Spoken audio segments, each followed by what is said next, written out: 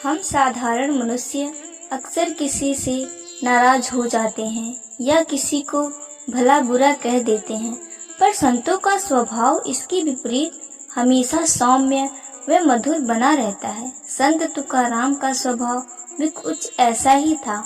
वे ना कभी किसी पर क्रोध करते और ना किसी को भला बुरा कहते। आइए कहानी के माध्यम से जानते हैं कि आखिर संत तुकाराम के इस अच्छे व्यवहार का रहस्य क्या था। एक बार की बात है, संत तुकाराम अपने आश्रम में बैठे हुए थे। तभी उनका एक शिष्य आया जो स्वभाव से थोड़ा क्रोधित था। उनके समक्ष आया और बोला, गुरुजी, आप कैसे अपना व्यवहार इतना मधुर बनाए रखते हैं। ना आप किसी पे क्रोध करते हैं और ना ही किसी को भला बुरा कहते हैं। कृपया अपने इस अच्छे व्यवहार का रहस्य बताइए। संत बोले, मुझे अपने रहस्य के बारे में तो नहीं पता, पर मैं तुम्हारा रहस्य जानता हूँ। मेरा रहस्य? वह क्या गुरुजी? शिष्य ने आश्चर्य से पूछा। तुम अगले एक हफ्ते में मरने वाले हो। संत तुकाराम दुखी होते हुए बोले। कोई और कहता तो शिष्य ये बात को मजाक में टाल सकता था, पर स्वयं संत तुकाराम के मुख से निकली बात को कोई कैसे काट सकता था। शिष्य उदास हो गया और गुरु का आशीर्वाद ले वहां से चल गया। उस समय से शिष्य का स्वभाव बिल्कुल बदल सा गया। वह हर किसी से प्रेम से मिलता और कभी किसी पर क्रोध न करता। अपना ज्यादातर समय ध्यान और पूजा में लगाता।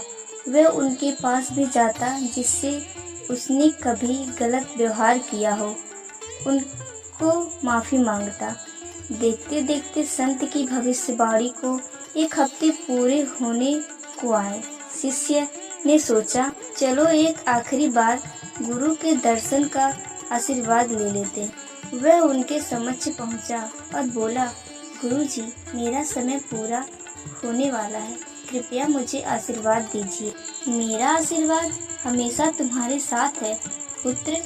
अच्छा ये बताओ कि पिछले 7 दिन कैसे बीते? क्या तुम पहले की तरह ही लोगों से नाराज हुए, उन्हें अपशब्द कहे? संत तुकाराम ने प्रश्न किया। नहीं नहीं, बिल्कुल नहीं। मेरे पास जीने के लिए सिर्फ 7 दिन थे। मैं इसे बेकार की बातों में कैसे गवा सकता था।